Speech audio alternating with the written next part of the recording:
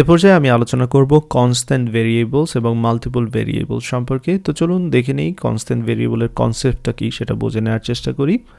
আপনার প্রোগ্রামে কিছু কিছু ভেরিয়েবলের মান বা ভ্যালু আপনি কখনো চেঞ্জ করতে চাইবেন না, সেটা যে কোনো জায়গায় হোক প্রোগ্রামের আপনি চেঞ্জ করতে চাইবেন না। সেক্ষেত্রে সেই ভেরিয়েবলগুলোকে আপনি চাইলে কনস্ট্যান্ট হিসেবে ডিক্লেয়ার করতে পারেন। ফর অ্যান এক্সাম্পল, আমি স্ট্রিং দিয়ে একটি ইউনিভার্সিটির নাম লিখতে চাচ্ছি, এখানে ইউনিভার্সিটির নেম স্টোর করার জন্য একটি ভেরিয়েবল নিতে চাচ্ছি। সো ইউনিভার্সিটি নেম, এবং ইউনিভার্সিটি নেম হিসেবে ধরা যাক এখানে আমি নিচ্ছি আমার ইউনিভার্সিটি যেটা ছিল লিডিং ইউনিভার্সিটি সিলেটে, যেখানে আমি পড়াশোনা করেছি, প্রাইভেট ইউনিভার্সিটি। অ্যান্ড দেন আমি ফিনল্যান্ডে পড়াশোনা করেছি তাম্পেরে ইউনিভার্সিটিতে।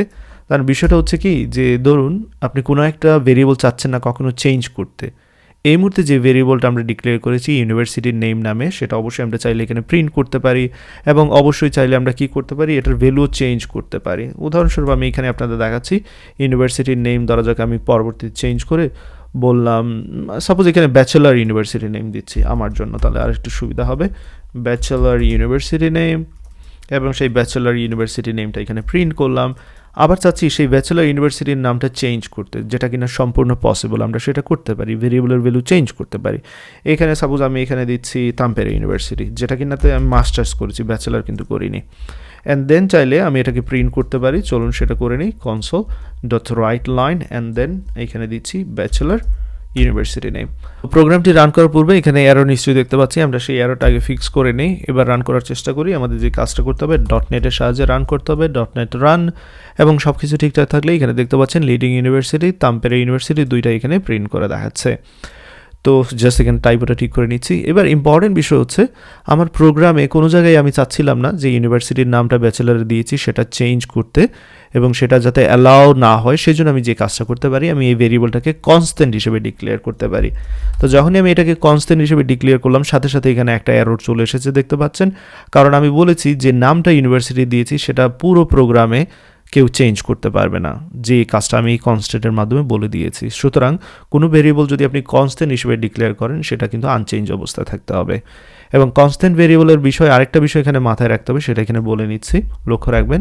কনস্ট্যান্ট ভেরিয়েবল ডিক্লেয়ারের সময় ভ্যালুটা অবশ্যই অ্যাসাইন করতে হবে, এটাও এখানে আপনাদের খেয়াল রাখতে হবে। ওকে, সো এই ছিল কনস্ট্যান্ট ভেরিয়েবলের সম্পর্কে। এবার চলুন আমি পরবর্তী যে বিষয়টা আলোচনা করতে চাচ্ছিলাম, মাল্টিপল ভেরিয়েবলের বিষয়টা।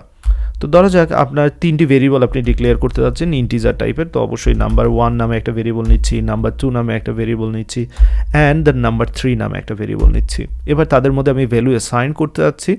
তো এখানে যে ভেরিয়েবলগুলো ডিক্লেয়ার করেছি নিশ্চয়ই আপনাদের জানা আছে, আমি চাইলে যে কাজটা করতে পারতাম, একটি লাইনেই সবগুলো ভেরিয়েবল ডিক্লেয়ার করতে পারতাম, তাই না?